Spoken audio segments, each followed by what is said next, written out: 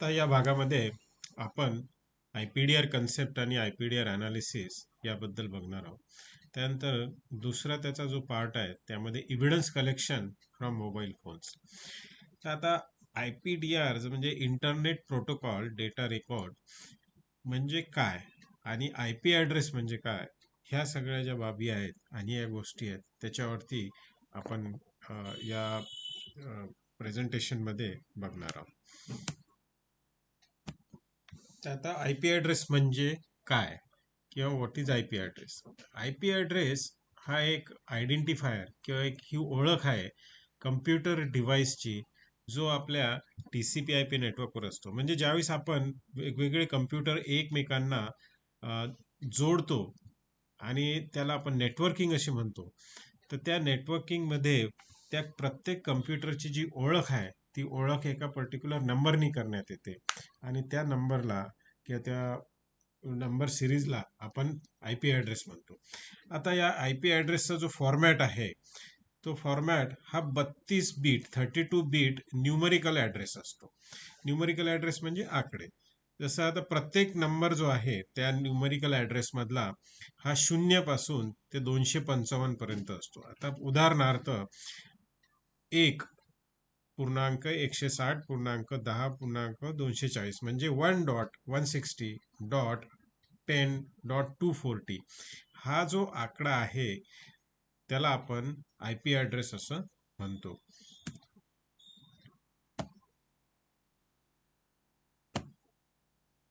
आता IP ॲड्रेसमध्ये दोन versions असतात, एक IP ॲड्रेस 4 आणि दुसरा IP ॲड्रेस 6. तर आता IP ॲड्रेस 4 मध्ये काय होतं की IP ॲड्रेस 4 हा 32 बीटचा IP ॲड्रेस असतो, म्हणजे 32 बिट्स हे असतात आणि त्याचे टोटल एवढे ॲड्रेसेस म्हणजे 4,294,967 आणि हे एवढा हा इतका मोठा ॲड्रेसेस असतात. त्यानंतर IP व्हर्जन 6 हा 128 बिट्सचा IP ॲड्रेस असतो. तर आता ही जी संख्या तुम्ही जर बघितली 340 282 इतक्या मोठ्या संख्येमध्ये IP ॲड्रेस व्हर्जन 6 मधले वेगवेगळे IP ॲड्रेस आपल्याला करता येतात. जर वेगळ्या भाषेत म्हणायचं गणितीय तर 3.7 गुणेला 10 त्याच्यावरती raise to the power 21 addresses per square inch of the earth surface इतके याच्यामध्ये बनवू शकतात. आणि हे जे IP ॲड्रेस असतात हे जॉग्राफिक रिजननुसार असाइन केलेले असतात. IP ॲड्रेस जो 4 आहे, IP ॲड्रेस व्हर्जन 4 हा जो आपण लिहितो तो ऑक्टेट्समध्ये लिहितो. ऑक्टेट्स म्हणजे 8 बिट म्हणजे 8 बिट्स आणि सेपरेटेड बाय पिरियड. पिरियड म्हणजे टिंब. तर 134.129.67.235 हा जो आहे हा IP ॲड्रेसचं जे रिप्रेझेंटेशन आहे हे IP व्हर्जन 4 मध्ये. IP व्हर्जन 6 मधले जे IP ॲड्रेसेस आहेत रिटर्न ॲज 8 4 डिजिट म्हणजे 16 bit hexadecimal number separated by colons. ज्यावेळेस बऱ्याच वेळेस तुम्हाला जो IPDR तुम्ही मागवता, जसं आपण CDR मागवतो तसं IPDR मागवतो, तर बऱ्याच कंपन्या तुम्हाला IP ॲड्रेसच्या जागी हा जो आहे हा असा आकडा तुम्हाला देतात. तर त्यावेळेस हे नाही करता म्हणजे घाबरून न जाता हा जो ॲड्रेस आहे हा IP व्हर्जन 6 आहे, म्हणजे 4 अंकी आहेत, म्हणजे 1080:0:0:कोलन असा वेगवेगळा सेपरेटेड असतो आणि हा IP व्हर्जन 6चा ॲड्रेस आहे. तर IPDR internet protocol detail record analysis. आता IPDR मध्ये काय असतं, तर IPDR मध्ये IP ॲड्रेस आधारित सर्व डेटा समाविष्ट आहे. म्हणजे फॉर एक्झाम्पल तुम्ही ज्यावेळेस इंटरनेट ब्राउझिंग करता तर त्यावेळेस IP address with reference to त्यांनी तुम्ही ब्राउझिंग करता. Email, chatting, VoIP voice over internet protocol या सगळ्या कॉल्समधून डेटा कॅप्चर करण्यासाठी तुम्ही IP ॲड्रेसनीच एकमेकाशी कनेक्टेड होता. नॉर्मली आपण जो CDR वापरतो तो पारंपरिक व्हॉइस कॉलसाठी वापरतो. म्हणजे तुमच्या मोबाईल फोनमधले जेवढे कम्युनिकेशन आहे ते आपण CDR रेकॉर्ड आपल्या एस्पोक कडून किंवा आपल्या जो टेलिकॉम सर्व्हिस प्रोव्हायडर आहे त्याच्याकडनं घेतो. तसंच IP ॲड्रेस पण घेतो, ज्याच्याद्वारे आपल्याला याची माहिती मिळते की एखाद्या पर्टिक्युलर युजरनी त्याच्या मोबाईल फोनमध्ये इंटरनेटचा वापर करून कोणकोणत्या वेगवेगळ्या वेबसाईट्सला भेटी देण्यात आलेल्या होत्या. तर आता डिफरन्स काय, म्हणजे फरक काय? जसं आता आपण MSI SDN आणि IMSI हे काही टर्म्स आहेत आपल्याला, जे तुमच्या IPDR रेकॉर्डमध्ये कुठे ना कुठे दिसतील. तर आपण त्याची ओळख करून घेऊ की म्हणजे काय. या ठिकाणी ISDN हा डिव्हाइससाठी पूर्ण फोन नंबर आहे. म्हणजे बऱ्याच वेळा ते तुमचा फोन नंबर हा रिप्रेझेंट होतो या टर्मने की MSISDN. आणि IMSI हा एक तांत्रिक आहे जो नेटवर्क ऑपरेटरद्वारे वापरला जातो. हे दोन्ही क्रमांक टेक्निकल आयडेंटिफायरचे प्रकार आहे आणि प्रत्येक वेळी ते एक वेगवेगळी भूमिका बजावतात. ते कसे आपण पुढे बघणारच आहोत. आता इन डिटेल आपण बघूया IPDR. तर IPDR कसं आहे की याच्यामध्ये इंटरनेटच्या जेवढ्याही ऍक्टिव्हिटीज आहेत तुमच्या मोबाईल सबस्क्रायबरनी केलेल्या आहेत आणि त्यांना एक पर्टिक्युलर IP ॲड्रेस असाइन झालेला आहे, त्या दिसतात. आणि त्यानंतर IP डेटा रेकॉर्ड तुम्हाला एका पर्टिक्युलर नंबरच्या बाबतीमध्ये इनकमिंग आणि आउटगोईंग ट्रॅफिक, म्हणजे त्या पर्टिक्युलर मोबाईल फोनवरती इंटरनेटद्वारे कोणता कोणता इनकमिंग आणि कोणता आउटगोईंग ट्रॅफिक करण्यात आलेला आहे. म्हणजे फॉर एक्झाम्पल की तुम्ही आता व्हॉट्सॲप कॉल केला, तर ज्यावेळेस हा तुमचा मोबाईल फोन आहे आणि या मोबाईल फोनवरून तुम्ही या दुसऱ्या एका मोबाईल फोनला व्हॉट्सॲप कॉल करता, तर हा झाला तुमचा आउटगोईंग कॉल किंवा आउटगोईंग ट्रॅफिक. आणि इकडून ज्यावेळेस तुम्हाला इन्कमिंग काय येतं, तो झाला तुमचा इनकमिंग ट्रॅफिक. तर इथे या ठिकाणी जसं आता incoming and outgoing traffic they are consider, म्हणजे त्यांना असं ओळख येतं की like a source IP and destination IP address, हा एक कन्सेप्ट सुरू होतो. त्यानंतर पोर्ट आणि टाइम ऑफ ॲक्सेस, म्हणजे कोणत्या पोर्टच्या थ्रू कोणता पोर्ट, पर्टिक्युलर पोर्ट वापरण्यात आलेला होता, त्याच्यावरून तुम्हाला हे लक्षात येतं की हा कॉल होता, की हा मेसेज होता, की आणखी की ईमेल सर्व्हिसेस वापरण्यात आली का वेब सर्व्हिस, म्हणजे एखादी वेबसाईट ओपन करण्यात आली आहे, हे पोर्ट नंबरद्वारे आपल्याला माहिती होतं. आता तुम्हाला IPDR जो आहे, IPDR तुमच्या नोडल ऑफिसर किंवा इंटरनेट सर्व्हिस प्रोव्हायडर करणं मागवण्यासाठी CRPCतले कलम 92 आपण वापरत होतो, to furnish the IPDR for the relevant period. आता IPDR मध्ये आपण काय काय मागू शकतो? IP ॲड्रेस, MSISDN म्हणजे फोन नंबर, त्यानंतर IMI नंबर, कॉल ID किंवा BTS ID. MSISDN IPDR consist, म्हणजे आता mobile station integrated service digital network, म्हणजे तुमच्या त्या पर्टिक्युलर IPDR मध्ये काय काय येणार तुम्हाला, म्हणजे IPDR तुम्ही ज्यावेळेस सर्व्हिस प्रोव्हायडरकडे मागवल्यानंतर आपल्याला काय मिळतं? Source IP address, source port, public IP address, public port, destination IP address, destination port. त्यानंतर start date and time of public IP allocation आणि end date and time of public allocation. त्यानंतर static dynamic IP address, तो IP address static आहे की dynamic आहे.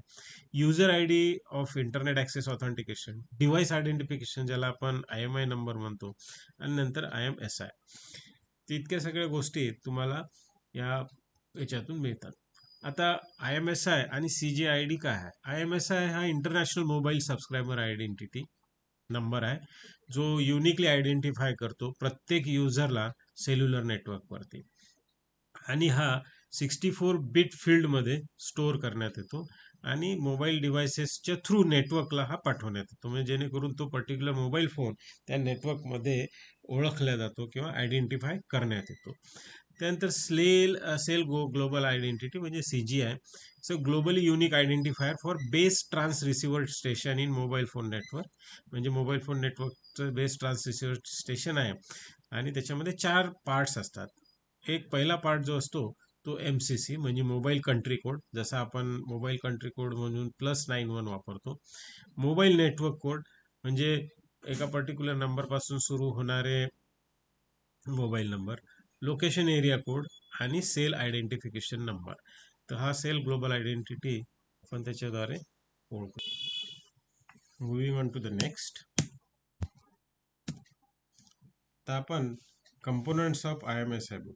म्हणजे हा जो IMSI नंबर असतो तो 3 वेगवेगळ्या भागात डिवायडेड असतो. त्यातला MCC म्हणजे मोबाईल कंट्री कोड, तर पहिले 2 ते 3 डिजिट हे मोबाईल कंट्री कोडचे असतात. जसं आपल्या बाबतीत +91 हा आपला कंट्री कोड.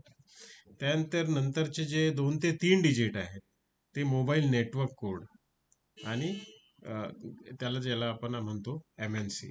आणि मग रिमेनिंग जे डिजिट्स आहेत ते जे असतात लाईन ऑफ सर्व्हिस, आणि त्याला आपण सबस्क्रायबरचे नंबर असं आपण म्हणतो. तर एक IPDR जो रेकॉर्ड असतो तो कसा दिसतो, तो आपल्या एक्सेल फाईलमध्ये IPDR रेकॉर्ड या प्रकारे इथे दिसतो. तिथे MSDSIN म्हणजे मोबाईल नंबर, त्यानंतर ते cell ID, IMI number, IMSI number, downlink number, session ID, session end time, session start time, आणि रोमिंग सर्कलचं नाव काय आहे, तर ह्या बाबतीतची अशी सगळी माहिती आपल्याला IPDR 4च्या याच्यामध्ये, सॅम्पल IPDR मध्ये अशी बघायला मिळते. आता IP व्हर्जन 4चा जो IPDR असतो त्याच्यामध्ये काय काय असतात, म्हणजे एलिमेंट्स काय असतात, म्हणजे हे जे जे हेडिंग्स आहेत हे काय देण्यात येतात. MSISDN म्हणजे mobile number, IMI number, IMSI number, downlink volume, uplink, session start time, connection time, home roaming circle, roaming network, IRC operator name, home circle, public port, destination IP, destination port, source IP, source port. या बाबतीत आपण डिटेलमध्ये पुढे बघणारच आहोत. त्यानंतर IP version 6 चा जो IPDR आहे तो जो दिसणार तो आपल्याला IP ॲड्रेस या प्रकारे मिळणार, जो हेक्साडेसिमल म्हणजे हेक्समध्ये असणार आणि 4 डिजिटच्या आणि कोलननी सेपरेटेड राहणार. हा जो ॲड्रेस आहे तो हा ॲड्रेस आपण रिझॉल्व म्हणजे ऑनलाईन करू शकतो. कसं ते आपण बघू पुढे. आता IP व्हर्जन 6च्या IPDR मध्ये काय काय येतं, लँडलाईन किंवा तुमचा MSISDN नंबर म्हणजे mobile number, source IP, source port, public address IP address, public IP port, destination IP, destination port. हे 4 गोष्टी बऱ्याच महत्त्वाच्या आहेत. Start date and time of public IP allocation, end date and time of public IP allocation, device identification number, IMSI, CGID आणि BTS ID. आता MSISDN IPDR मधून तुम्हाला काय काय माहिती मिळते, म्हणजे आपण जो IPDR रेकॉर्ड जो आपण घेतो त्यातून आपल्याला काय माहिती महत्त्वाची मिळू शकते. To have an idea regarding internet activity of the user, म्हणजे एका पर्टिक्युलर युजरनी त्याच्या मोबाईल फोनमधून किती वेगवेगळ्या प्रकारच्या इंटरनेट ॲक्टिव्हिटी म्हणजे इंटरनेटला तो कनेक्ट झालेला आहे. Access the duration of time spend by the user in internet, म्हणजे त्यांनी इंटरनेटवर किती वेळ घालवला त्या बाबतीची. Frequent visit or access to a particular website, एखाद्या विशिष्ट वेबसाईटला त्या युजरनी किती वेळा भेट देण्यात आली. Nature of activity of user during the night time, रात्रीच्या वेळेस त्यांनी काय काय केलं, सर्फिंग केलं आहे, डाउनलोडिंग केलं आहे, ते सगळं दिसणार. ते drawing of interface that user has visited particular website in a fix date and time, म्हणजे एखाद्या पर्टिक्युलर वेळेला पर्टिक्युलर वेळेस एखादा युजर यूट्यूबवर जातो आणि तिथून बॉम्ब कसा बनवायचा किंवा ड्रग्स कुठून मिळवायचे किंवा हे हॅकिंग कशी करायची या बाबतीतले व्हिडिओ बघत असेल तर ते आपल्याला इथं शोधता येतात.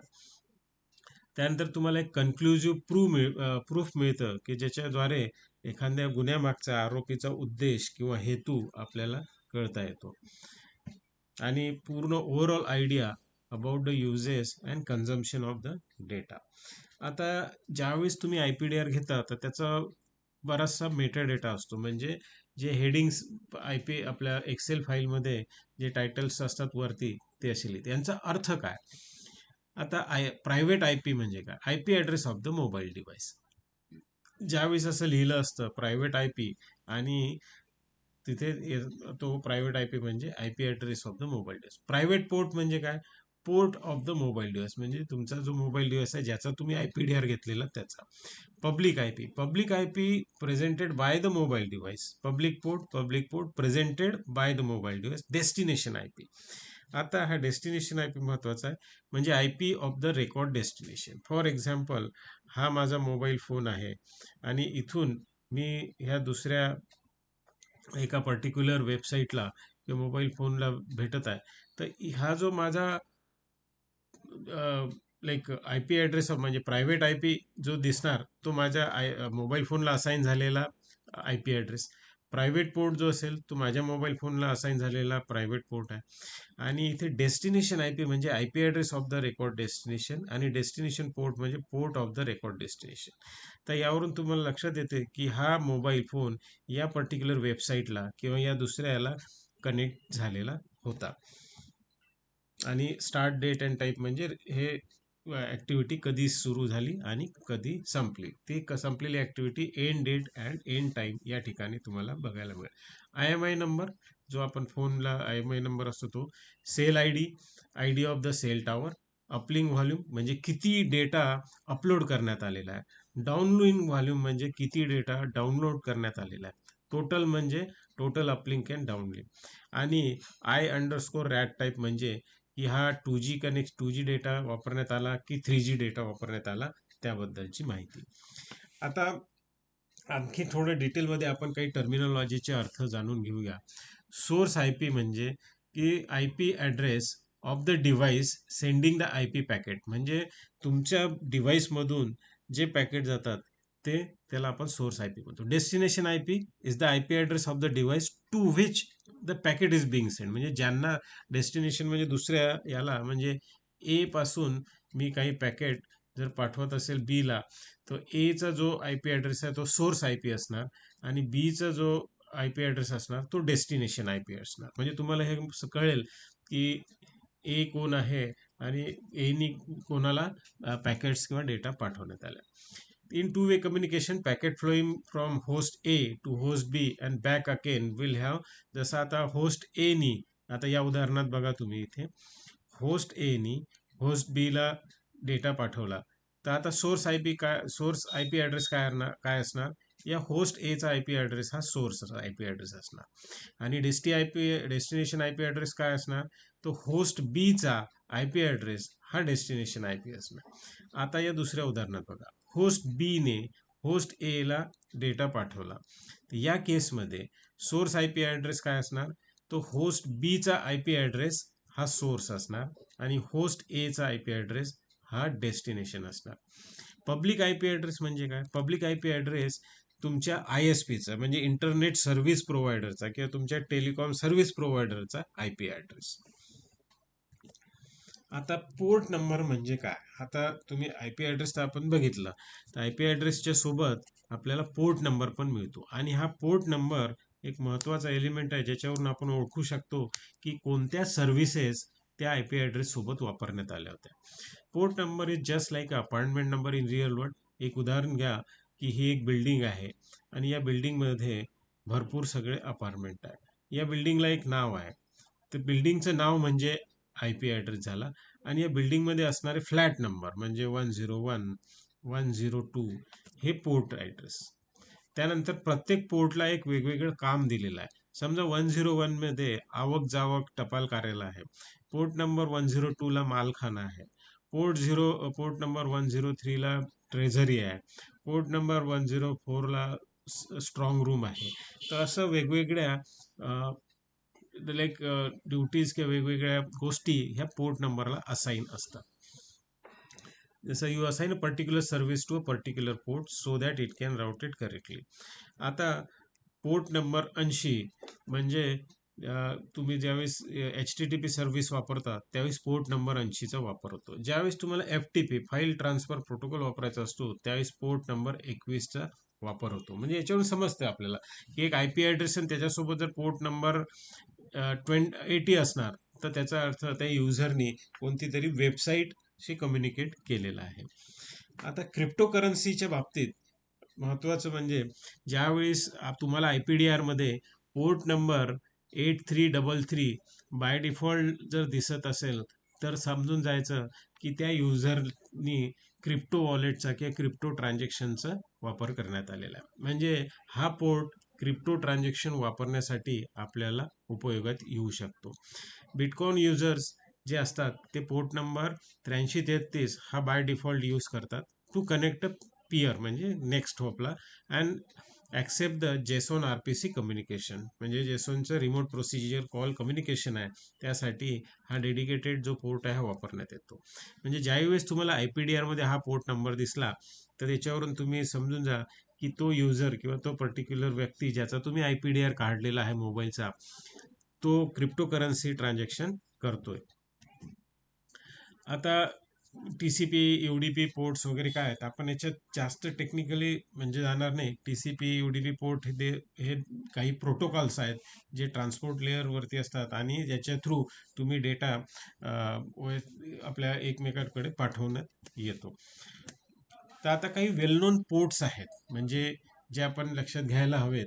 जसं फाईल ट्रान्सफर प्रोटोकॉलसाठी पोर्ट यूज होतो 2021, त्यानंतर टेलनेटसाठी 23, त्यानंतर सिम्पल मेल ट्रान्सफरसाठी SMTP साठी पोर्ट नंबर 25, त्याचप्रमाणे डोमेन नेम सर्व्हिस ट्रायव्हल ह्या अशा वेगवेगळ्या यासाठी काही डेडिकेटेड पोर्ट असतात.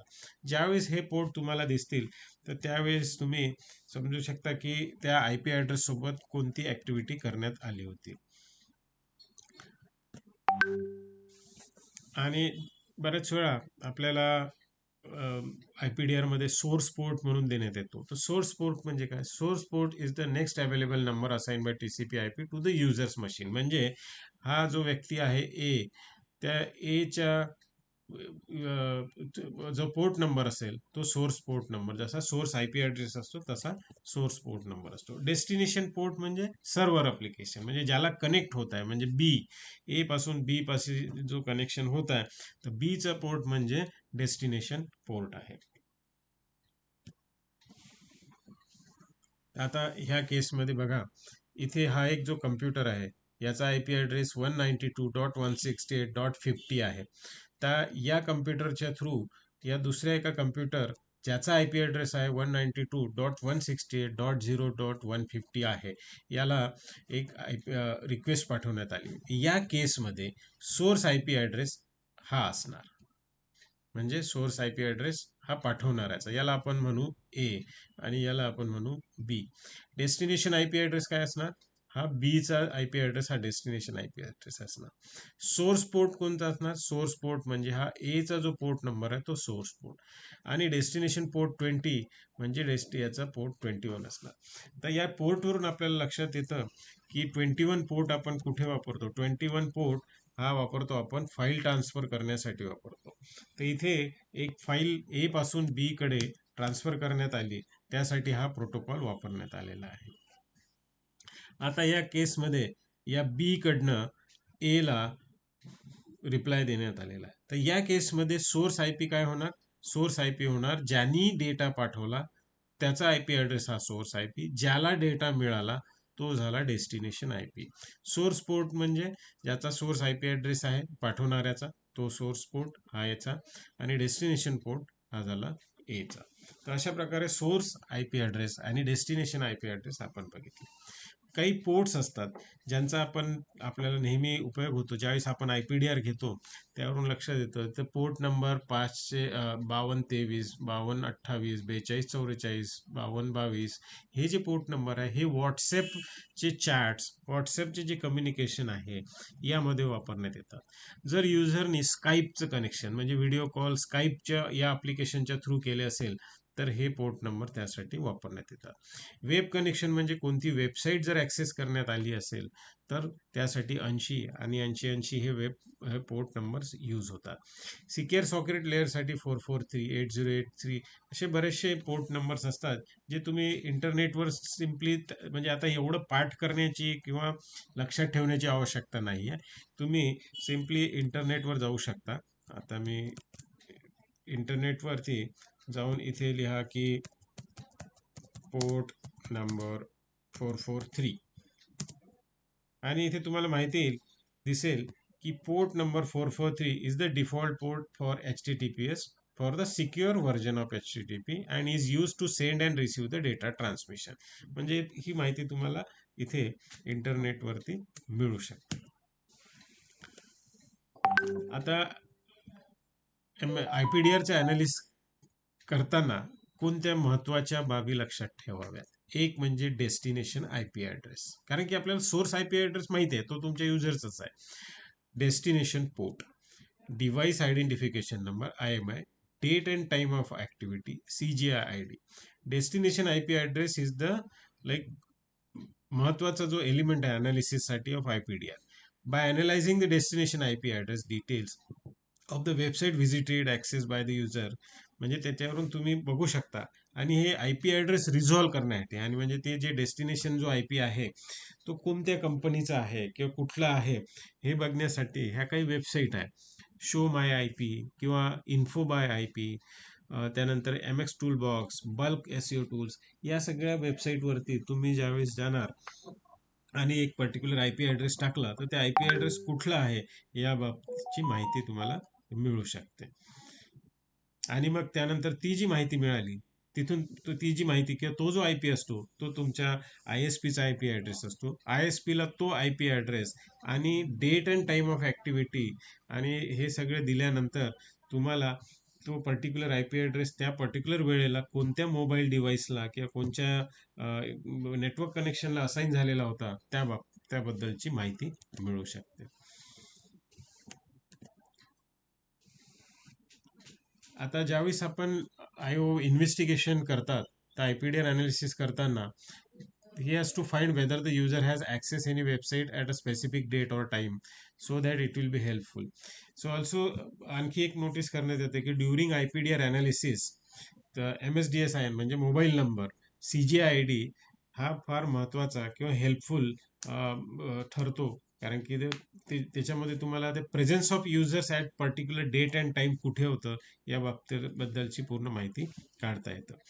त्यानंतर नेक्स्ट महत्त्वाचा आस्पेक्ट म्हणजे ॲनालिसिस, आय पी डी आरचं ॲनालिसिस करताना public I P address in respect to the particular destination I P address could be ascertain, म्हणजे त्याचं तुम्ही एक बघू शकता. मग त्यामुळे तुम्हाला हे लक्षात येईल की ते कोणत्या नेटवर्कला तो त्यावेळेस कनेक्टेड होता आणि त्याचं लोकेशन काय होतं. तर हे आय पी डी आरचं जे एक्सेल फाईलमध्ये जो मिळतं त्याचं एकंदरीत स्वरूप असं असतं. त्यानंतर हे काही list of I C spaces use by Facebook, कारण की आपल्याकडे आजकालचे बरेचसे गुन्हे हे फेसबुक, इंस्टाग्राम किंवा व्हॉट्सॲप, तर या सगळ्या केसेसमध्ये हे काही आय पी ॲड्रेसेस आहे, हे हे जे लिस्ट यूज करण्यात येतात फेसबुकच्या थ्रू, तर हे जर माहिती असली तर ठीक आहे, नसेल तरी काही म्हणजे अशी काळजी करण्यासारखी हरकत नाही, कारण की तुम्ही ते इंटरनेटवरती सर्च करू शकता. आय पी डी आर ॲनालिसिसचा आम्हाला जो वापर आम्ही केला होता तो 2-3 केसेसमध्ये झालेला आहे.